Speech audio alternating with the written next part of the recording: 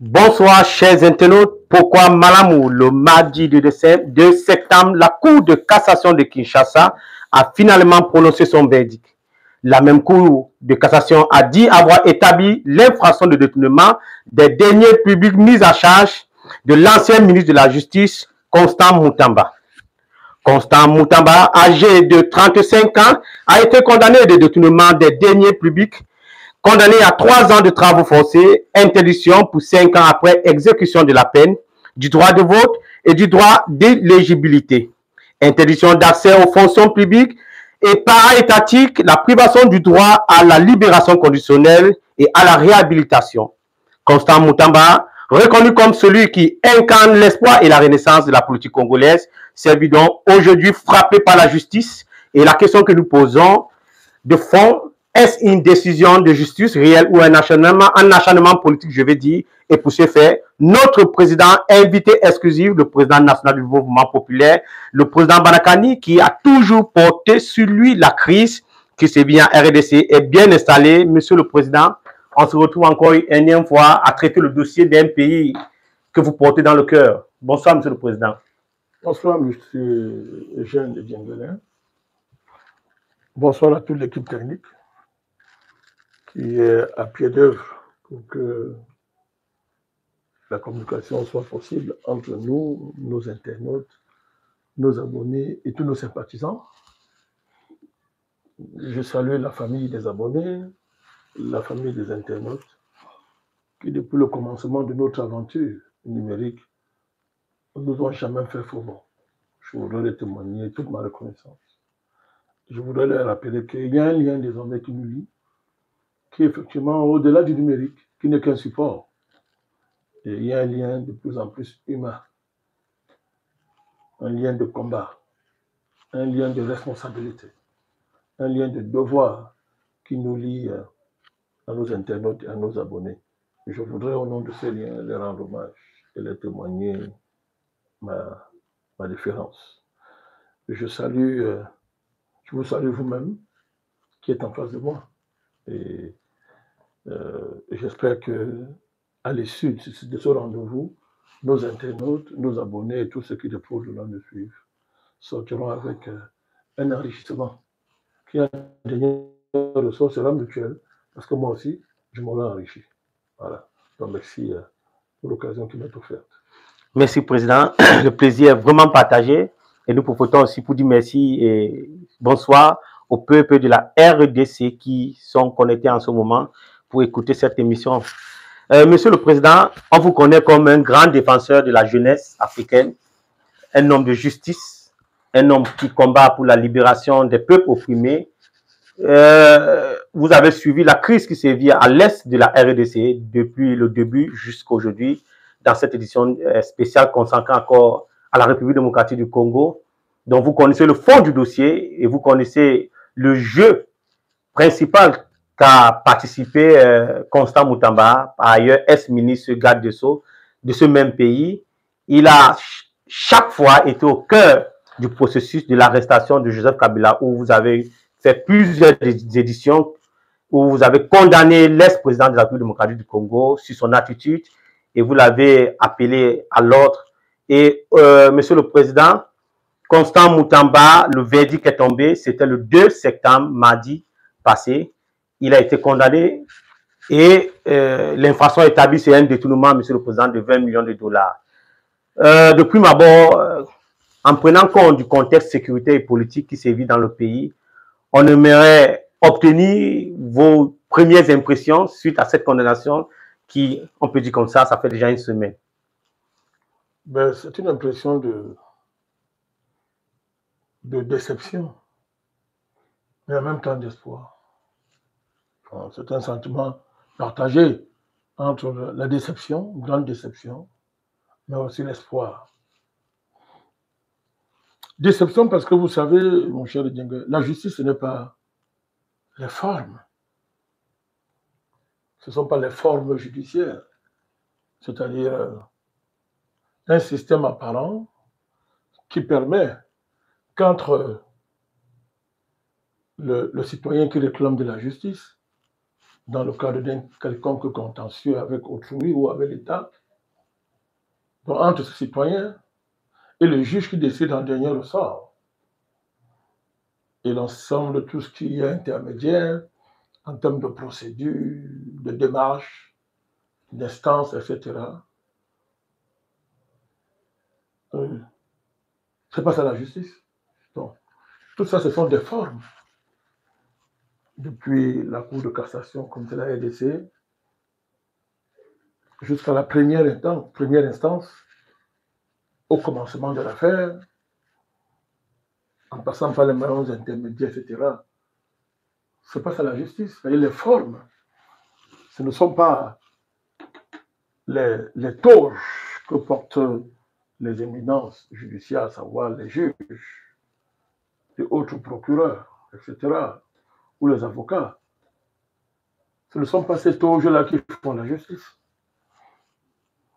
La justice, ce n'est pas le déroulement d'un ensemble de procédures, de méthodes à respecter, etc. C'est pas ça la justice. La justice, c'est plus sérieux que tout ça. La justice, c'est le fond. C'est ce qu'on ne voit pas. C'est ce qui se passe derrière les cabinets d'avocats, de juges. C'est ce qui se passe à l'insu des profanes et qui sont maîtrisés et connus par les seuls initiés, les maîtres des réseaux judiciaires, les anciens des chaînes judiciaires, etc. C'est là où une vraie chose se passe. Et c'est à l'insu du commun du mortel. La justice, mon cher Djengele, ce ne sont pas les formes judiciaires, je répète. Mais c'est le principe. C'est la grande idée qui justifie les formes, qui permettent à ce que les formes soient. C'est-à-dire que la présence des juges, la présence des avocats, les droits de la défense, les droits de l'accusation, etc., la procédure judiciaire, la jurisprudence, etc., la technique judiciaire, etc. Tout ça, c'est bien. Mais tout ça existe à cause d'une grande idée de la justice, qui est que il faut que, dans le cadre de la diction du droit, c'est-à-dire devant la nécessité de dire le droit, mon cher Djengele, que les gens ressentent qu'ici, je dis que les gens ressentent après qu'ici, oui, la justice a été rendue. Oui, celui qui a été déclaré coupable l'est effectivement.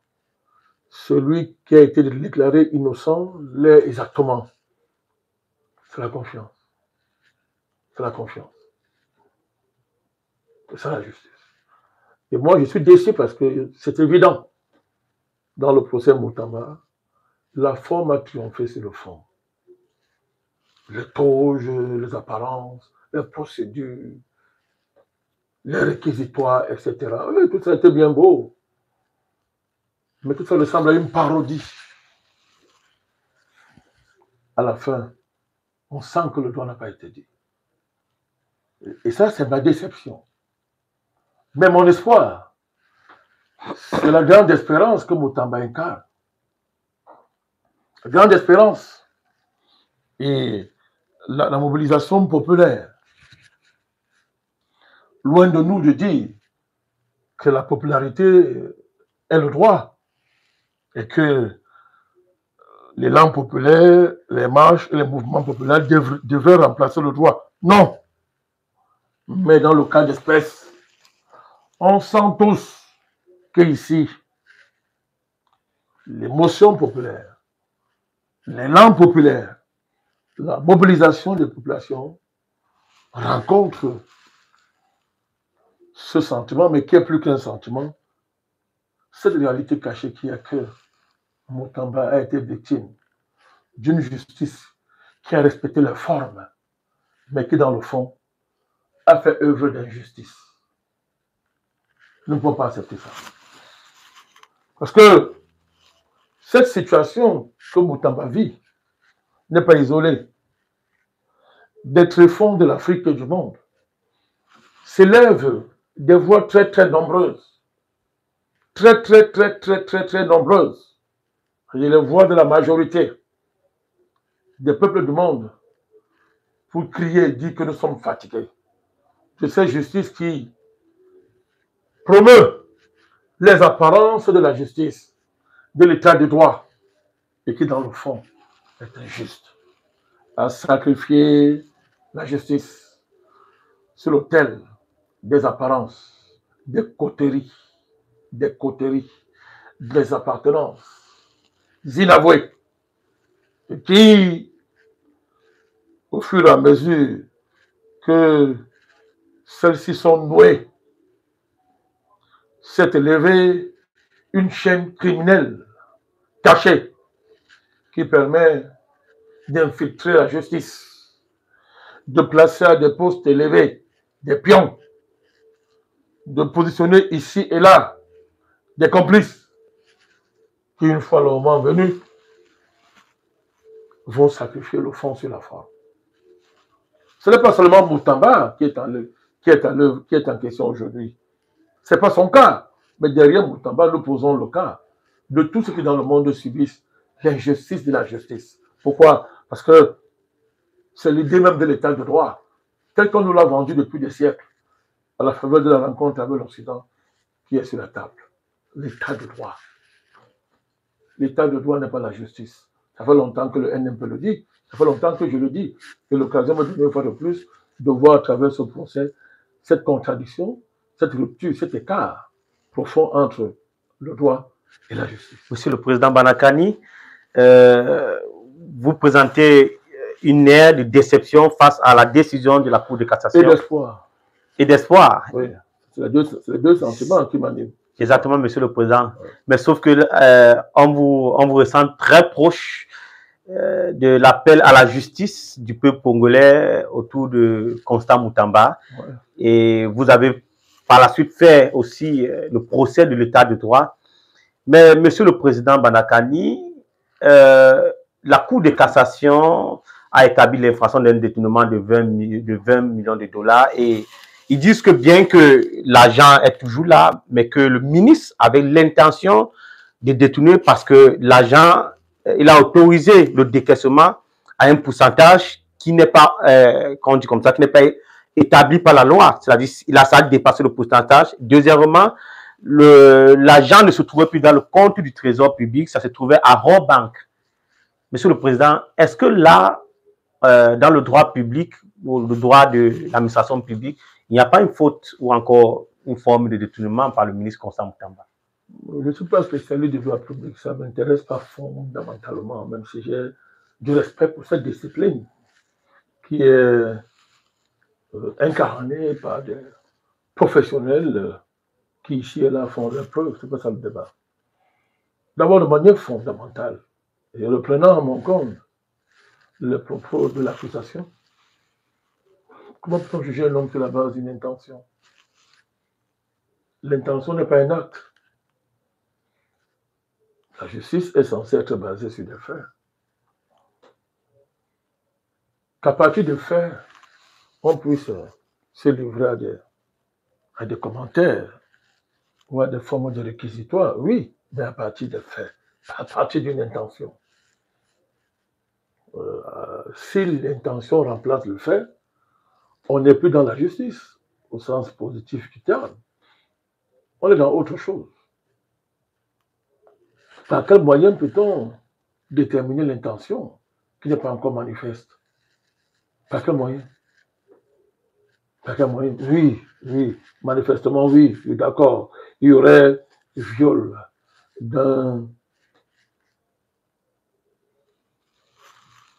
d'une procédure, d'une règle procédurale en matière de dépenses publiques.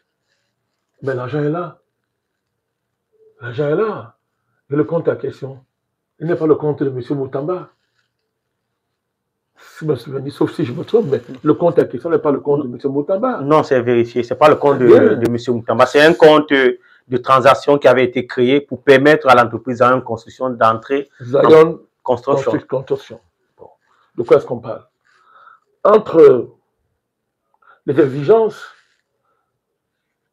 de la diligence liées aux instructions reçues de la part de sa hiérarchie, ce projet était suivi de près par la hiérarchie, par la hiérarchie de M. Moutamba. Oui, oui, il a même dit durant les procès que la hiérarchie avait autorisé. Très bien, très bien. Il ne faut pas qu'après qu'on nous accuse. Très bien. Entre donc la nécessité de respecter les instructions de la hiérarchie et le respect d'un ensemble de procédures qui, au quotidien, ont montré leur faiblesse, leur nature de passoire, permettant de nombreux détournements réels de fonds dans ce pays,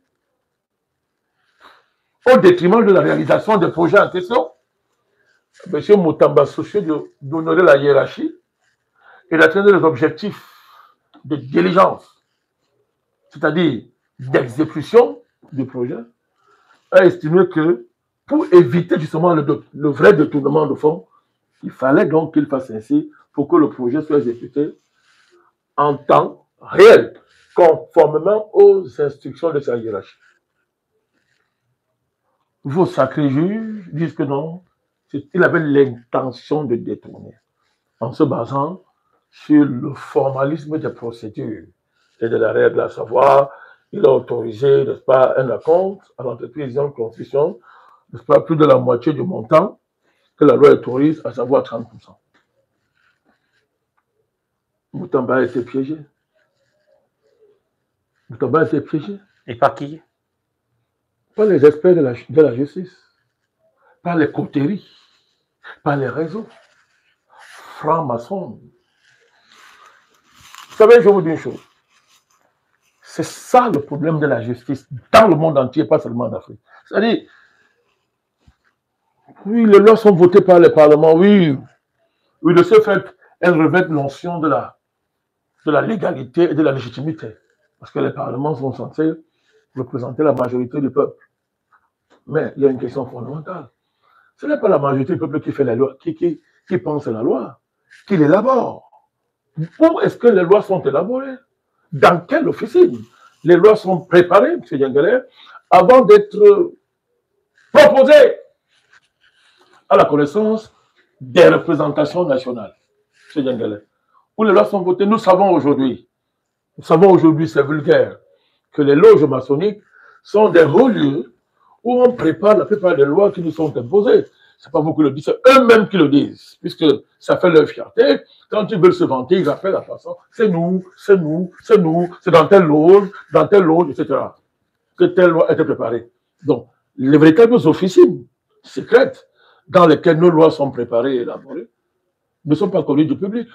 Ça parce qu'une loi sort de chambre de l'exécutif pour atterrir à la table d'un président de Parlement national ou d'un président de commission parlementaire, que forcément ça veut dire que lui-même qui porte cette loi connaît l'origine de la loi. Donc quand je parle d'experts de la justice, c'est d'eux que je parle. Ces coteries-là, ces réseaux, ces cercles fermés qui ont colonisé la RDC, qui ont colonisé l'administration de la RDC, ont élaboré des lois que seul maîtrise permettront le moment venu de piéger ceux qui s'aventurent dans le terrain d'une réforme qui n'est pas sous le contrôle de ces loges-là. C'est ça le problème de M. Moutamba. M. Moutamba, n'étant pas franc-maçon, on connaît ses positions sur ces questions-là, s'est retrouvé piégé par une franc-maçonnerie qui est au pouvoir en RDC et qui a confisqué la justice. Qui en réalité a mendiqué, la mendication du pouvoir, a mendiqué la justice comme déteneur de pouvoir, a mendiqué la justice pour en faire un instrument au service de leur cause. Monsieur le Président, vous avez la... Ça passe par, je l'ai dit encore, le placement à des positions stratégiques de frères, qui, le moment venu, vont piéger Moutamba. Moi, je vous dis ce que peut-être vous ignorez. Dans tous les pays du monde, une fois que les lois sont votées, des cabinets secrets se mettent en place pour étudier comment contourner la loi. Ça devient une question de science et d'expertise. Donc, ceux qui sont les spécialistes de la loi savent comment la contourner. Mais ils savent aussi comment piéger le novice, qui n'étant pas un initié du milieu, peut glisser sur une peau de banane qu'on lui aura tendue. On est là devant une peau de banane qui a été tendue à M. Moutamba. Vous faites là des révélations graves, Monsieur le Président. Non, elles ne sont pas graves, c'est la vérité. Sur le cas de la justice en République démocratique du Congo, est-ce que vous êtes en train d'affirmer que sur le cas Constant Moutamba, les loges ont pris le pas sur la justice? Dans tous les pays du monde, je dis bien dans tous les pays du monde, c'est le problème du monde aujourd'hui de la justice. Je vous ai dit qu'au départ que la justice, ce ne sont pas les formes, ce ne sont pas les modalités formelles. Oh, mais c'est très beau, c'est souvent solennel, c'est impressionnant, les toges, les allures majestueuses de nos magistrats, de nos juges, etc. La prétendue séparation des pouvoirs, ça impressionne le naïf. Oh, Montesquieu a dit, mais c'est qui Montesquieu? C'est un homme du réseau, il a lu son histoire. Donc, aux États-Unis, le juge, une fois qu'il est nommé, on ne peut plus l'enlever, etc. Le monde entier est bercé, n'est-ce pas, sur cette ode maléfique, dans le fond, dans l'apparence, très belle, très séduisante. Oh, séparation de pouvoir et l'état de droit. Donc, ouvrez vos yeux, ouvrez les yeux. Le débat, il est là. Nous situons le débat à ce niveau-là. C'est à ce niveau qu'on situe le débat. Donc, qu'est-ce que vous voulez dire? C'est quoi? Les gens vous disent qu'on a jugé un homme sur cette intention. C'est sérieux ça? C'est sérieux ça? Ce que je dis là est valable même pour le Cameroun, mon pays.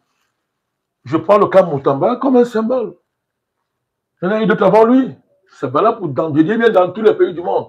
Partout, les gens vous racontent les histoires d'état de droit, séparation des trois pouvoirs. Oui, tout ça est bien beau en apparence, mais dans le fond, qu'est-ce qui est séparé? Ce qui est séparé le jour est unifié la nuit dans les loges. Sauf que dans les loges, le peuple n'y est pas. Les non-initiés n'y sont pas. Ce n'est plus la justice, puisqu'elle est dite au nom des peuples. Là, pour la RDC, la justice est dite au nom du peuple congolais. Mais il n'est pas dans les loges de ce peuple. Il n'y est pas. Et c'est là où tout s'est joué, où tout se joue dans le monde. C'est ça le problème que je suis en train de poser. On ne peut pas condamner, on ne peut pas accepter qu'on condamne non plus ses intentions.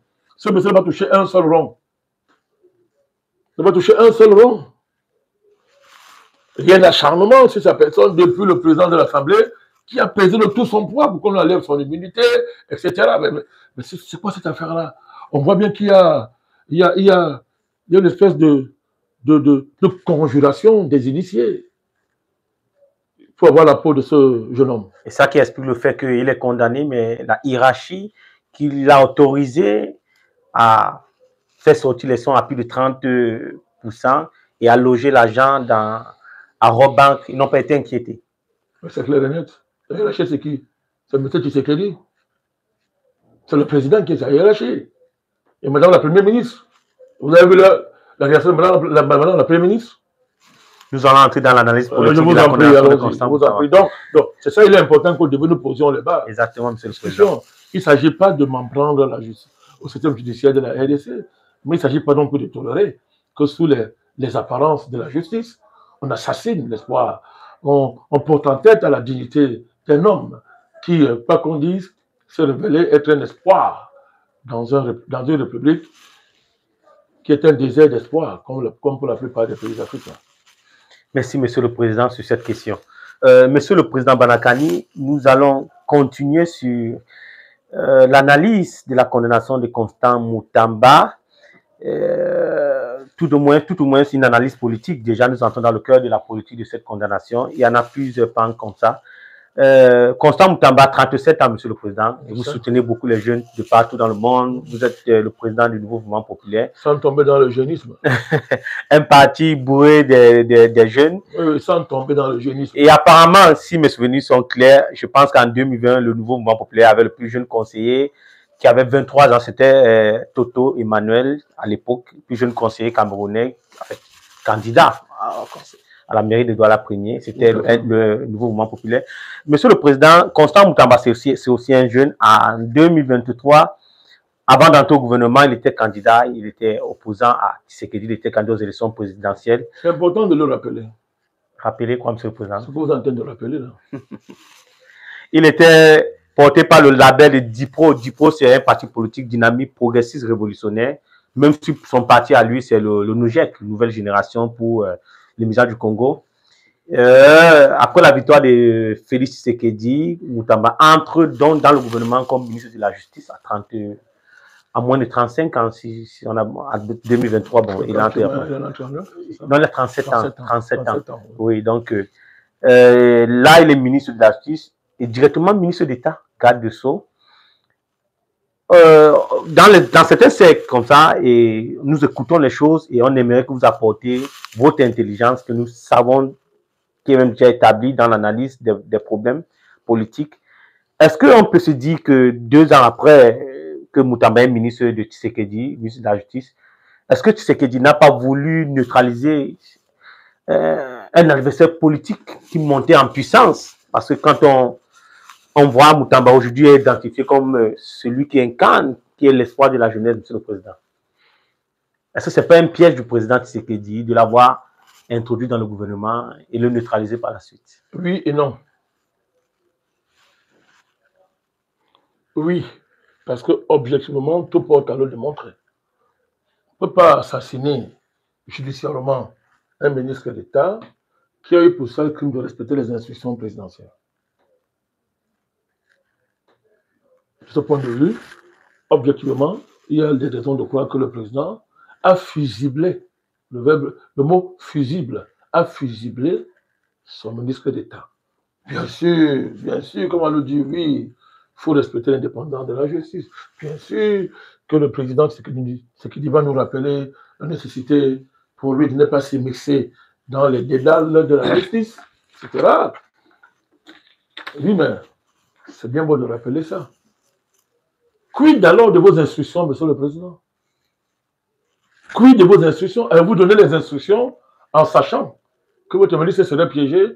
Je n'ai pas envie de le croire.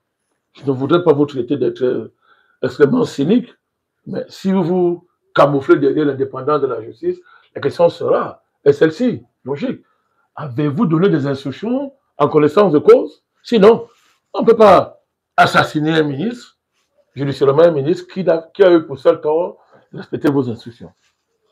Donc voilà pourquoi je dis que du point de vue objectif, oui, Tshisekedi est en train de... C'est le président Tshisekedi est responsable de ce qui arrive là. Maintenant, subjectivement, non. Je suis un dialecticien. Et c'est là où vous nuancez, monsieur le président. Toujours nuancé. Non, parce que entre les instructions du président et l'exécution de ces instructions, et le ministre Moutamba, il y a des forces. Il y a des puissances politiques, il y a des forces politiques qui se sont constituées depuis des décennies, et qui se sont enquistées au cœur de l'État congolais. Oui, mais le président Félix Tshisekedi, monsieur le président, sans vous couper, a souvent pris des décisions pour gracier, on se rappelle, le ministre de Commerce.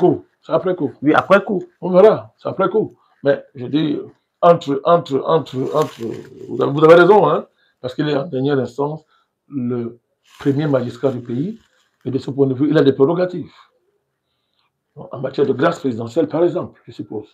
Donc, mais avant d'arriver à ça, je dis que sur le plan subjectif, je pense qu'il ne faut pas très vite accuser le président parce que entre les instructions du chef de l'État et leur exécution, il y a beaucoup de forces politiques, de puissances politiques, de puissances socio-professionnelles qui se sont constituées depuis des décennies et qui se sont enquistées au cœur de l'État. Et de ce fait, ont obtenu des capacités de nuisance et de neutralisation des institutions présidentielles. Tenez compte de ça. C'est ça que j'ai dit oui sur le plan objectif, non sur le plan subjectif. Ce qui en dernière instance veut dire que le président a une responsabilité. Parce qu'en dernière instance, si la justice est dite au nom du peuple congolais, il est celui qui en est le dépositaire en termes de mandat politique, en dernière instance. Donc, il a une responsabilité et il devrait l'assumer. Vous avez dit de manière subjective, il y a des forces en interne qui sont devenues très puissantes, qui ont une capacité de neutraliser le président et même ses décisions, et même de nuire. Vous faites fi à la nature néocoloniale de nos États. Au-delà de ça, de manière plus concrète, pour le cas de la RDC, à qui va-t-on faire croire que pendant 18 ans de règne, M. Kabila n'a pas fait consulter la justice congolaise? Il a fait consulter. Et c'est là où j'aimerais qu'on en, Monsieur le Président. C'est ça qu'il s'agit. Maintenant, est-ce que depuis que le président est au pouvoir, il a eu le temps de déphagociter cette justice? Il y a la question de sa responsabilité. Je pense que M. Moutamba, justement, avait pour rôle de contribuer à cette déphagocitation. C'est le sens de toutes les réformes qu'il a menées d'envergure, qu'il a menées un peu... Exactement, un peu de 2 ans. Un peu de 2 ans. Oui. On peut les citer, évoquons-les. Je n'ai pas fait la campagne de M. Moutamba, mais il faut évoquer que, sous instruction du président, des réformes ont été engagées. Exactement, M. le Président. Et les réformes nécessaires, si on les met en perspective, avec l'accord qui doit être signé avec les Américains, qui ont insisté sur ce que vous appelez état de droit et qui est sacralisé en Afrique aujourd'hui. Alors, M. Moutamba, ces réformes ont permis la réhabilitation de nombreux Congolais dans leurs droits, injustement confisqués par les puissants. Exactement. Et ceux qui sont censés les protéger. La protection des entreprises et services publics de la prédation. C'est ce qu'il insistait beaucoup là-dessus. Si, dans le cadre de son projet. Très bien. Il y a la redynamisation du guichet unique de création des entreprises, qui a permis de créer une entreprise en 2 jours, du moins, du point de vue de la loi et des règles, du point de vue de la nouvelle réglementation. Il y a l'insaisissabilité des biens des entreprises du portefeuille de l'État, de sécuriser, de sortir ces portefeuilles-là d'une certaine insécurité juridique.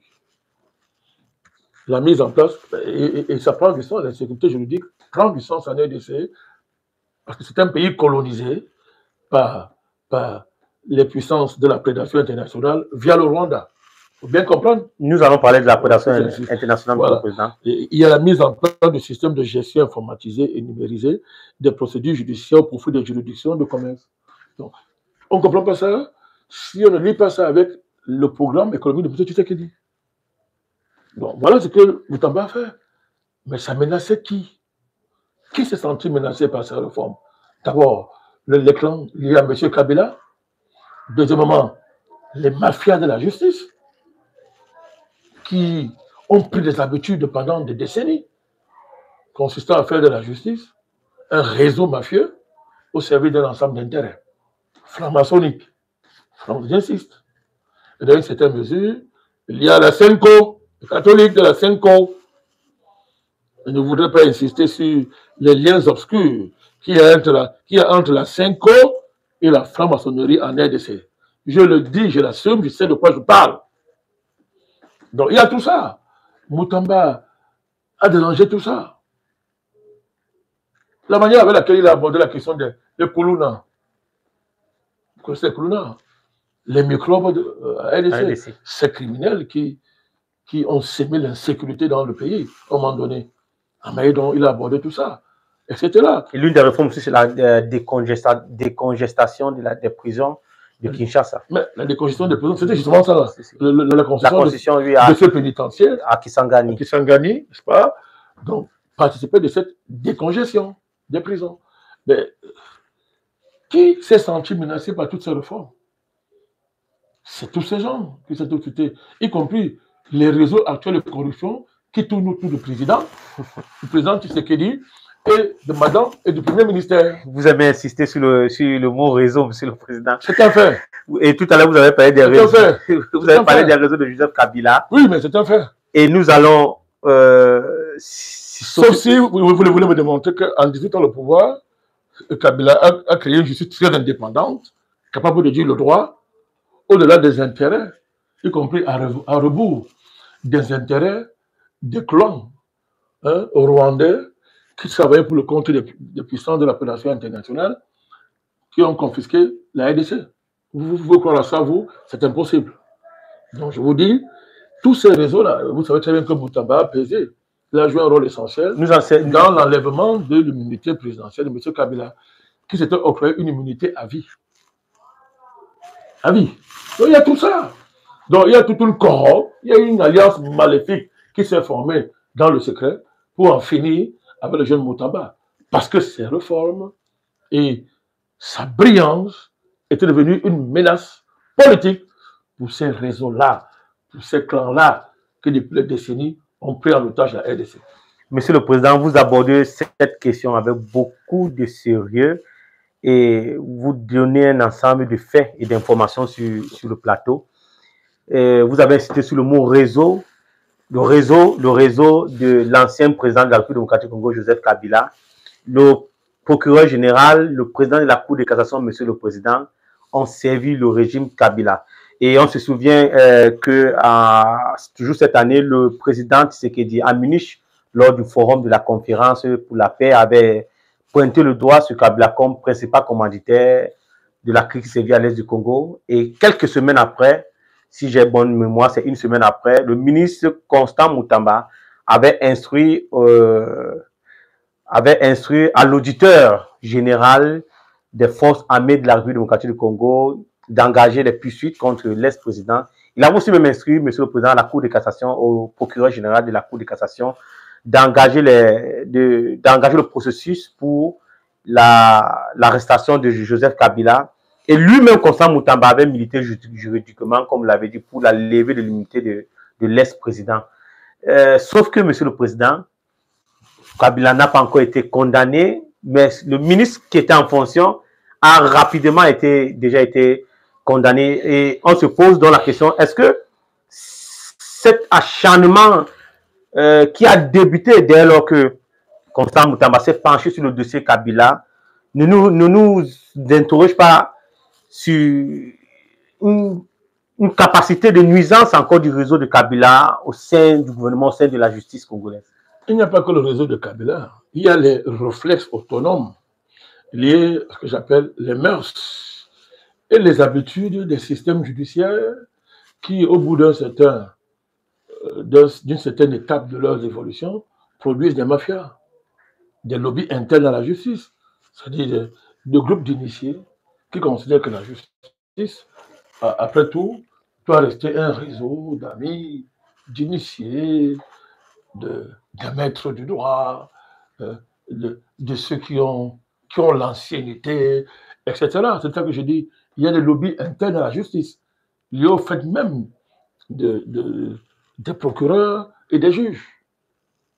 Donc, avant même, il faut utiliser un mot savant, je dirais, les réflexes corporatistes, purement corporatistes, dans le sens extrêmement négatif du terme. Vous savez, je vous dis, quand on parle de la justice dans un pays, vous oubliez toujours que le profane n'est pas au courant de toutes les procédures judiciaires. Il ne sait pas ce que c'est. Entre demander d'accéder à la justice, entre le fait une fois qu'on y a accédé, d'être satisfait au niveau de la demande de la justice, mais il y a un fossé énorme qui n'est pas le justiciable, des réseaux de la justice, des maîtres de la justice.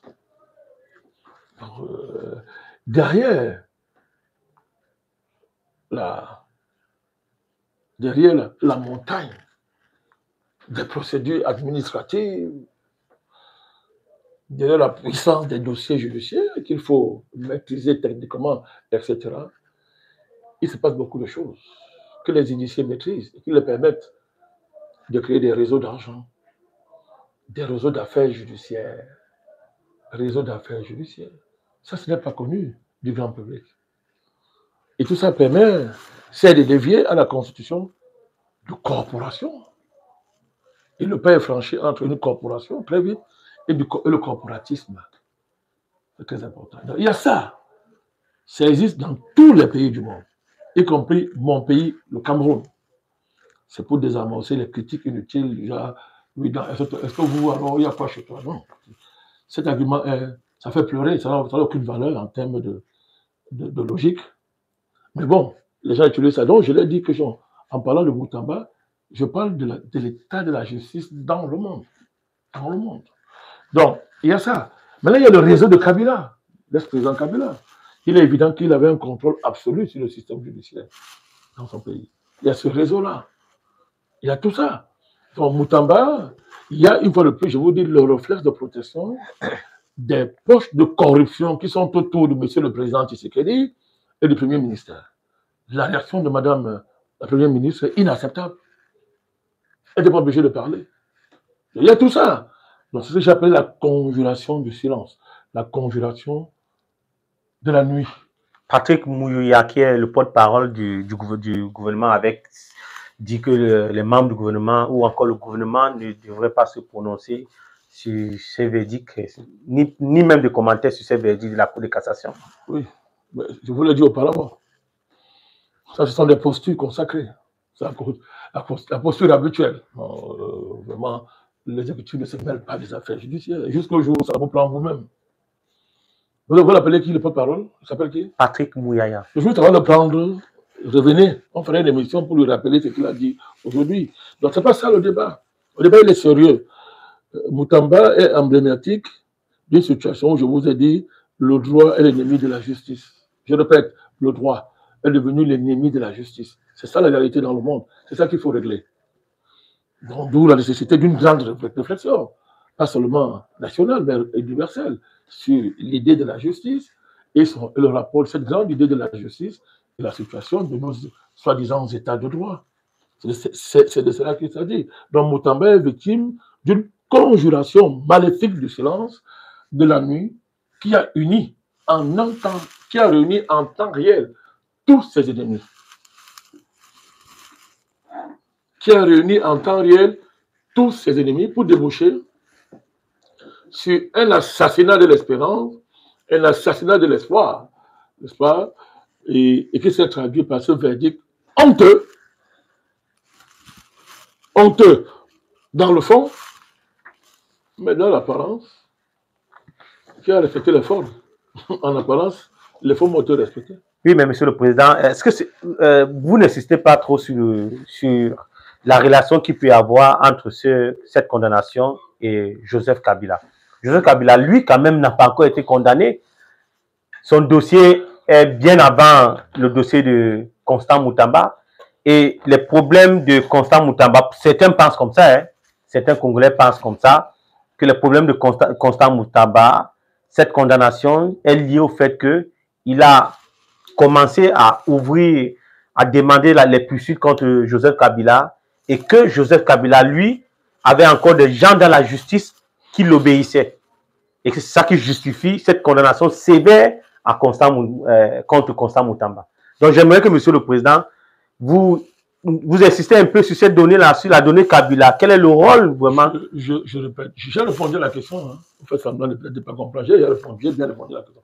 Je vous ai dit, votre question veut m'amener rapidement à prendre fait et cause pour le verdict populaire, à savoir que c'est Kabila. Il y a du vrai là-dedans. Et l'homme qui vous parle n'est pas un pro-Kabila, c'est connu. Il y a du vrai dedans. Mais je vous dis, ce n'est pas que ça. Je vais loin. Ce n'est pas que ça. C'est l'alliance tacite de tout ce que je viens de citer. À savoir, tout cela, M. Kabila, le corporatisme interne au système judiciaire de la RDC, comme ailleurs d'ailleurs dans le monde, mais aussi les entourages présidentiels et au Premier ministère qui sont dans la corruption. C'est aussi simple à comprendre. Cette alliance maléfique, c'est-à-dire, c'est constitué en temps réel.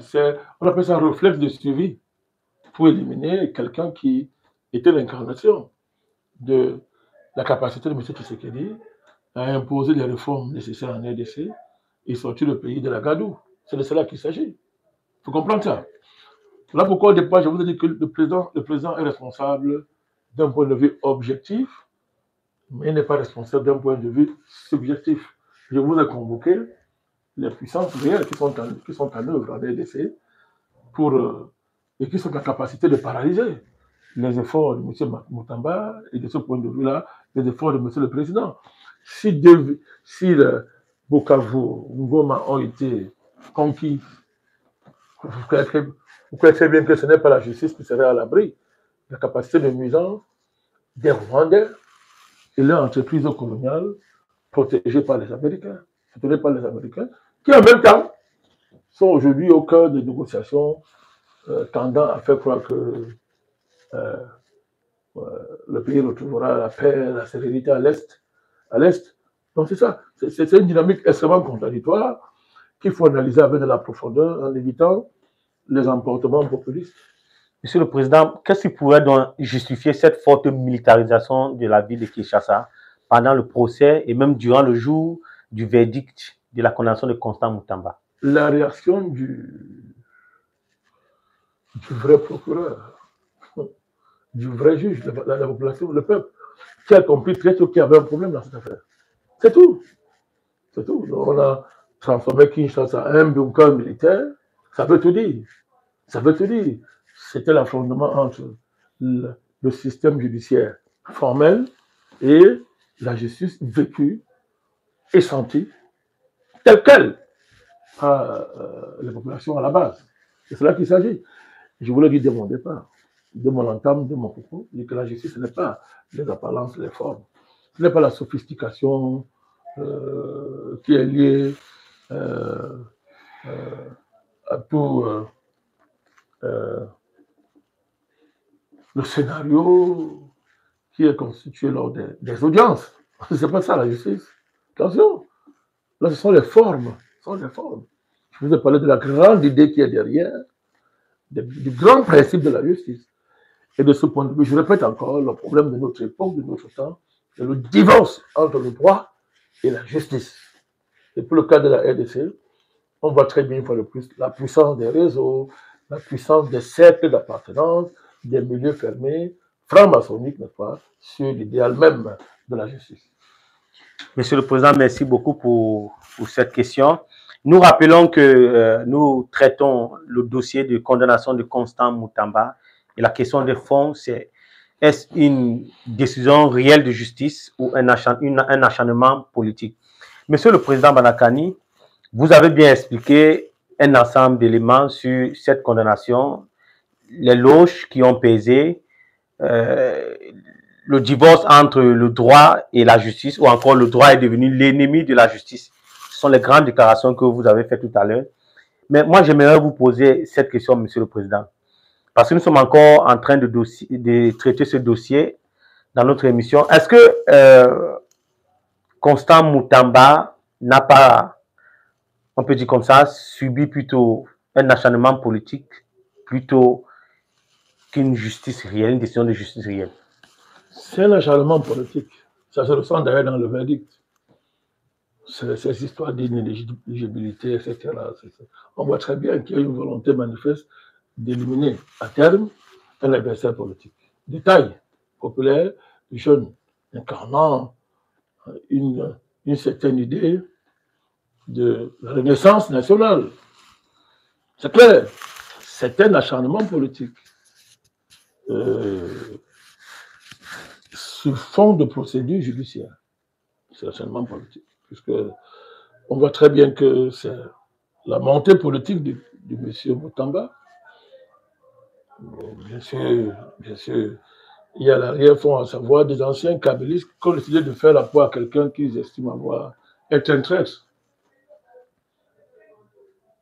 Traître pour eux, patriote pour la grande majorité des Congolais, patriote pour le camp présidentiel, parce que c'est au nom de l'intérêt national qu'il a accepté de rejoindre Tshisekedi dans le cadre d'une alliance.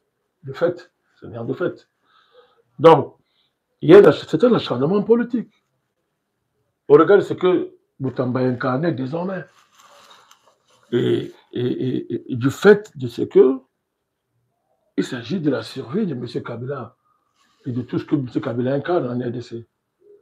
La survie de tous ces réseaux dont je vous ai parlé. Il était question de ne pas accepter qu'un Congolais sortant de nulle part, parce que quand on n'est pas franc-maçon, effectivement, on sort de nulle part, émerge et s'impose dans une arène politique qui est contrôlée de fond en comble par les francs-maçons. J'ai même entendu dire que le président lui-même serait franc-maçon. Président de la République. Oui, j'ai dit serait ingénieur. Oui, ce n'est pas encore vérifié, même s'il travaille beaucoup avec les francs-maçons. J'entends ça partout, il dit qu'il serait franc-maçon. On voit très bien. Et ce n'est pas faux. Depuis Léopold II jusqu'à aujourd'hui, la franc-maçonnerie, sous ses aspects tropicalisés en RDC, fait le jour et la nuit. Ça ne peut pas continuer comme ça. C'est ça qu'il s'agit. Donc il y a tout ça. Donc cet acharnement politique n'est que le visage public de décrets arrêtés la nuit dans ces milieux-là. mon cher Eugène. N'oubliez pas la Senco. La Senco estime qu'elle a un droit de vie et de mort sur la RDC. Sauf que la Senco n'a pas réagi. La conférence épiscopale. On se demande pourquoi la Senco n'a pas réagi sur le cas Moutamba. Et pourtant, il n'y a pas à demander. Moutamba n'étant pas de leur réseau, on peut le tuer. La justice s'arrête devant la couleur politique des gens. Je n'ai pas dit, mais la Senco. La justice s'arrête devant la couleur politique des gens. C'est clair. Vous dites que la justice est universelle. On ne conçoit pas qu'il soit silencieux sur le cas d'espèce. Puis c'est les mêmes gens qui défendent le droit de Kabila, le droit de Nanga et tous ces gens-là à participer au dialogue. Ils sont des saints parce qu'ils ont les armes. Ils sont saints. Les armes les sanctifient. Les armes créent une auréole béatificatrice qui fait d'eux des saints. Mais comme Moutamba n'a pas d'armes et qu'il est tombé sur le champ de l'honneur en ayant, d'après eux, commis des erreurs de procédure, il faut le liquider. Et la Senco, avec Jésus, danse. Ils sont très contents. D'où leur silence. Donc, vous voyez très bien qu'il y a un acharnement. L'acharnement, il est là. Ça se voit dans le regard des juges, lors des réquisitoires. Ça se voit dans l'acharnement, ça transpire partout. Ça transpirait partout. Partout. C'est tout ça qui est édifiant sur la réalité de l'état de droit en RDC, mais aussi dans le monde entier. Merci, Monsieur le Président. Monsieur le Président Banakani, nous allons un peu interroger la prédation internationale qui pèse depuis sur la RDC. Vous savez, depuis un moment, la RDC est victime d'une prédation internationale, même si le plus visible, c'est le Rwanda. Non, depuis toujours. Ce n'est pas depuis un moment, c'est depuis toujours. Bon, depuis toujours, si on prend... Depuis Léopold II. Depuis Léopold II. Même si actuellement, le plus visible, c'est le Rwanda, mais derrière le Rwanda, il y a les puissances... les États-Unis, du bloc occidental, l'Union européenne, les corporations internationales. Exactement. Et voilà. Voilà. Bon, Monsieur le Président, mais sauf que... l'Église catholique en est d'ici. Toujours précisé. L'Église catholique est constante. Précisé. Elle est constante, Monsieur le Président. Elle a RDC depuis, elle est là. Bon, là, Monsieur le Président, est-ce qu'il n'y a pas là une main invisible derrière cette condamnation, puisqu'on sait que Constant Moutamba s'est retrouvé au cœur d'une dynamique internationale. Il a à la fois attaqué le réseau Kabila, il a à la fois participé aux réformes judiciaires dans le pays, il a été à la fois au cœur du travail patriotique, il a fait des dénonciations et nous savons que en arrêtant Joseph Kabila, en demandant l'arrestation des membres de l'AFC et la condamnation des membres du M23 qui avaient été arrêtés au Congo, il se retrouve face aux puissances que nous appelons la main invisible qui se cachent derrière, c'est-à-dire ces acteurs de la crise. Est-ce qu'il n'y a pas eu là une main invisible, Monsieur le Président, qui a un peu, si on peut dire comme ça, instrumentalisé la justice de la RDC pour affaiblir ou neutraliser Constant Moutamba? Dans le cas spécifique. Le propre d'une main invisible, c'est qu'elle est invisible pour la masse, invisible pour les initiés. Un initié comme vous, Monsieur le Président. Ben, sinon, il n'y aurait pas de main visible qui soit visible. Exactement. Parce que convoquer une main invisible suppose que chacun l'a vu. Voilà, c'est tout ce que je suis en train de dire. Alors, à partir de quoi on peut voir une main invisible? C'est ça la vraie question. Il faut comprendre cette affaire-ci est emblématique des rapports de force en RDC. L'état des rapports de force. C'est-à-dire que jusqu'où le président est prêt à aller. Jusqu'où? Si vous sacrifiez, si vous fusiblez un ministre d'État de l'envergure de M. Moutamba, est-ce kabiliste de cette manière, quel message on envoie? La crainte de servir son pays dignement. Voilà. On est en train de menacer le patriotisme. On est en train de montrer que le patriotisme est périlleux et qu'il conduit à ce type d'assassinat judiciaire. On est en train de dire qu'il ne sert à rien de servir son pays puisque ça finit par ce type de mort. C'est ça le message qui n'est pas dit. Et le lobby de la justice envoie bien le message. C'est à dessein. Kabila envoie le message. que quiconque doit tenter de s'opposer à moi, voilà le sort qu'il va subir. Le président Tshisekedi est-il conscient de ça? S'il est conscient de ça, mais on attend sa réaction à la hauteur du défi qui a été lancé. Mais si ce n'est pas le cas, nous devons simplement admettre que, faudra-t-il admettre, je ne suis pas pessimiste, que Moutamba est sacrifié sur l'autel d'un deal à venir, le grand dialogue, où des ennemis de la RDC vont être réhabilités au nom de la paix, entre guillemets, ce qui serait une fausse paix, au nom, je ne sais pas de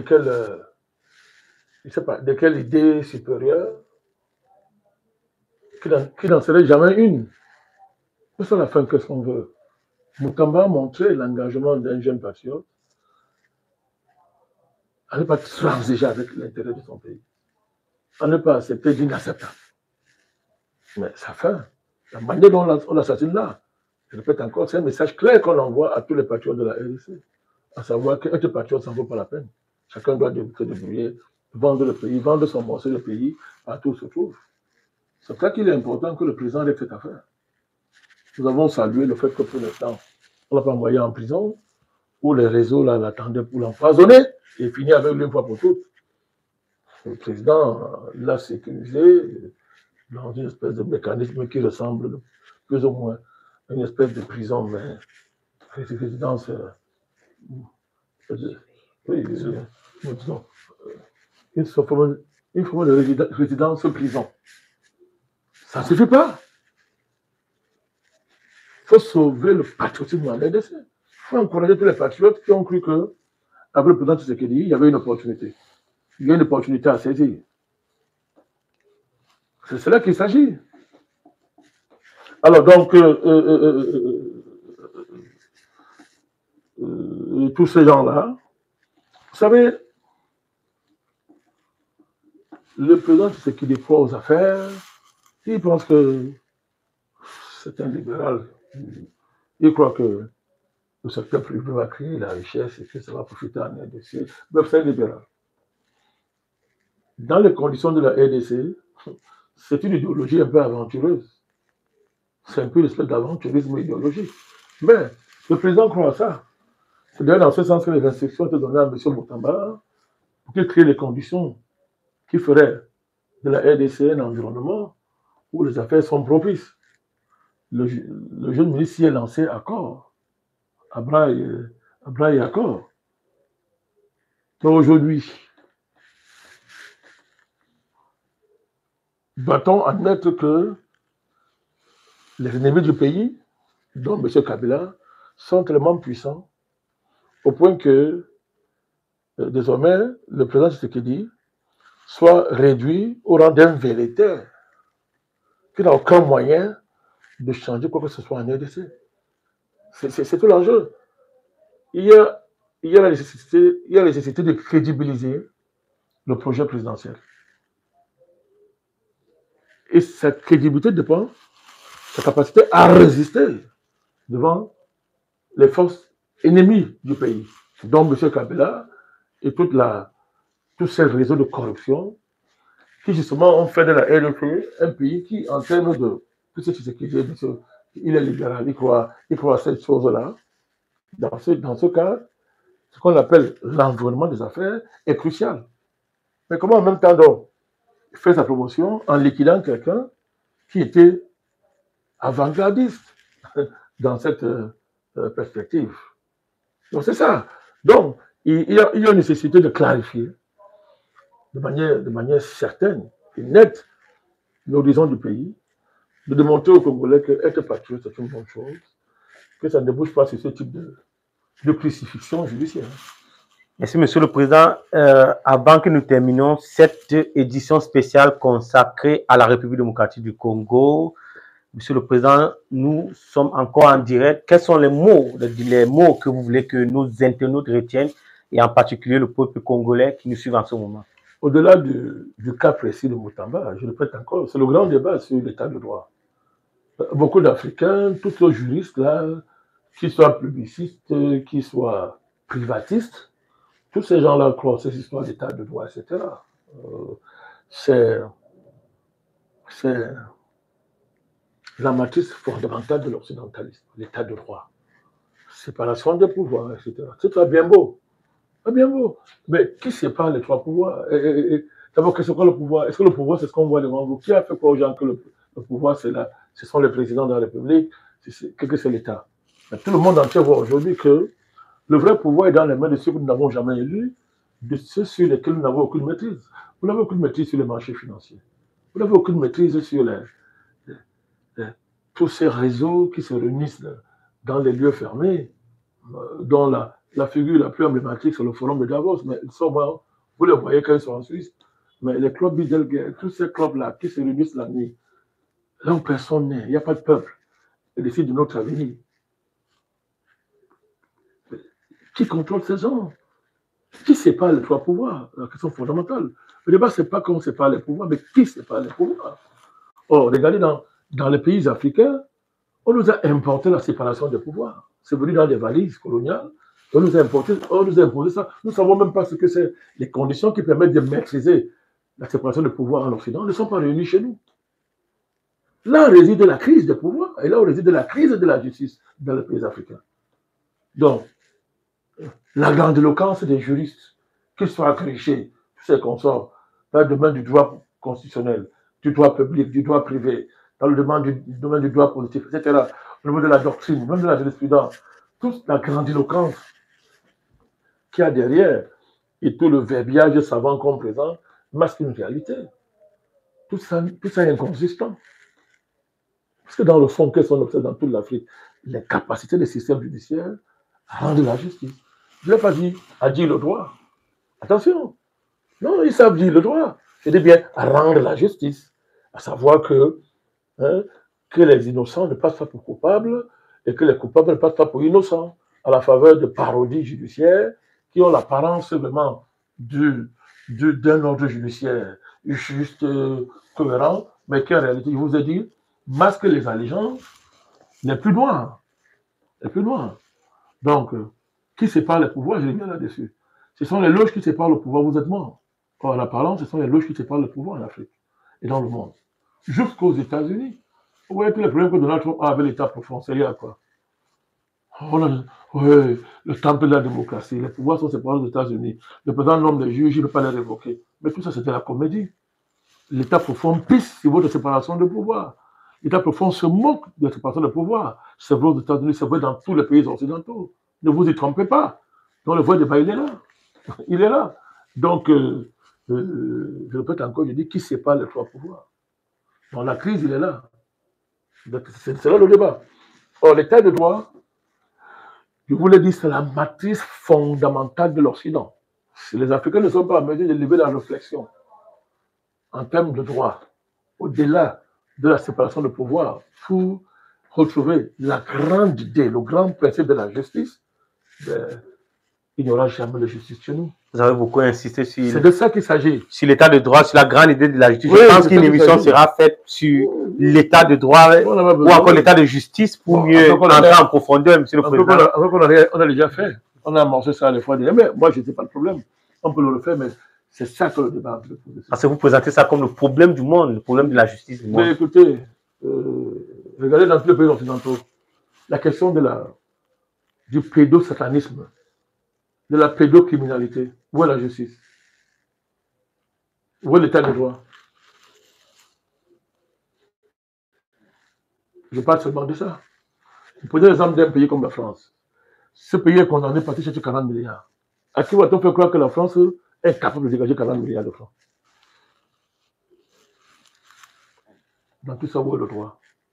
Où est la justice? Donc, pour revenir sur le cas de la RDC, pour sortir, monsieur le président. Moi, je voudrais apporter mon soutien au ministre d'État Constant Mutamba. Lui dit que, bon, on est déçu par le verdict, mais on a l'espoir, en espérant que lui sera l'auteur de l'espoir qu'il a soulevé. Et incarner un espoir est inséparable de péril et d'épreuves. De ce niveau, la grandeur d'un homme et la sincérité de ses convictions seront mesurées à sa capacité aussi à affronter de telles épreuves. Il ne faut pas qu'il renonce à ses convictions, ni au combat qu'il a choisi, qu'il reste ferme. Nous, on pense qu'il sortira de là grand. Parce que si on a tué un poste ministériel, si on a tué une fonction ministérielle en envoyant son représentant en prison, on n'a pas tué l'espoir. On n'a pas tué Moutamba. On n'a pas tué ce qui fait vibrer les millions de Congolais à l'évocation de son nom. On n'a pas tué ça. Donc, nous souhaitons beaucoup de courage. Et il n'est pas seul. Et nous profitons de l'occasion pour interpeller le président Tshisekedi. Monsieur le Président, on vous regarde. On vous regarde.